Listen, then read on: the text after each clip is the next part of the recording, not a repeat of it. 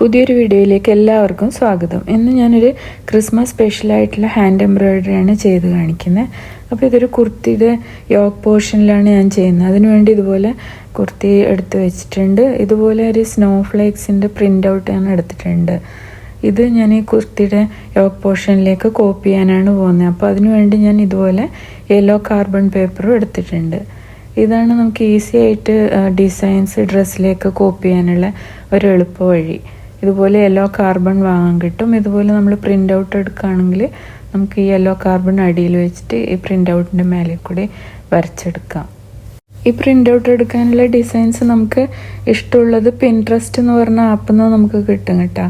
ഏത് ഡിസൈൻ വേണമെങ്കിലും അതിൽ ഇഷ്ടം പോലെ നമുക്ക് കിട്ടും. അപ്പോൾ നമുക്ക് ആദ്യം ഈ ഡിസൈൻ ഇതുപോലെ കുർത്തിയിലേക്ക് കോപ്പി ചെയ്തെടുക്കാം. ബിഗിനേഴ്സിന് പോലും ഈസി ആയിട്ട് ചെയ്യാൻ പറ്റുന്നൊരു സിമ്പിൾ എംബ്രോയിഡറി ഡിസൈനാണ് കേട്ടോ ഇത്. അപ്പോൾ ഈ ഡിസൈൻ ഞാൻ ഇവിടെ കോപ്പി ചെയ്തെടുത്തിട്ടുണ്ട്. അതുപോലെ നമുക്ക് വേണ്ട സ്ഥലത്തൊക്കെ നമുക്കിത് കോപ്പി ചെയ്തെടുക്കാം. അപ്പോൾ ഞാൻ ഇതുപോലെ ആ വൈറ്റ് പോർഷനിൽ മുഴുവൻ ആ ഡിസൈൻ കോപ്പി ചെയ്തെടുത്തിട്ടുണ്ട്. അപ്പോൾ ഇത് എങ്ങനെ എംബ്രോയിഡറി ചെയ്യാൻ നോക്കാം. അപ്പം ഞാൻ കുറച്ചും കൂടി ക്ലിയർ ആയിട്ട് കാണാൻ വേണ്ടി അതിൻ്റെ മേലെ കൂടെ ബ്ലൂ ലൈൻ വെച്ച് വരച്ചിട്ടുണ്ട്. അപ്പോൾ ഞാൻ അത് വരയ്ക്കാൻ വേണ്ടിയിട്ട് ഫ്രിക്ഷൻ പെൻ എന്ന് പറയുന്നൊരു പെന്നാണ് ഉപയോഗിച്ചിട്ടുള്ളത്. അത് ഞാൻ മുമ്പ് ഒരു വീഡിയോയിൽ കാണിച്ചിട്ടുണ്ടായിരുന്നു. ആ പെന്ന് വെച്ച് വരച്ചു കഴിഞ്ഞാൽ നമ്മളിത് എംബ്രോയിഡറി ചെയ്ത് കഴിഞ്ഞിട്ട് അയൺ ചെയ്യുമ്പം ആ പെന്നിൻ്റെ മാർക്ക് മാഞ്ഞു പോയിക്കോളും.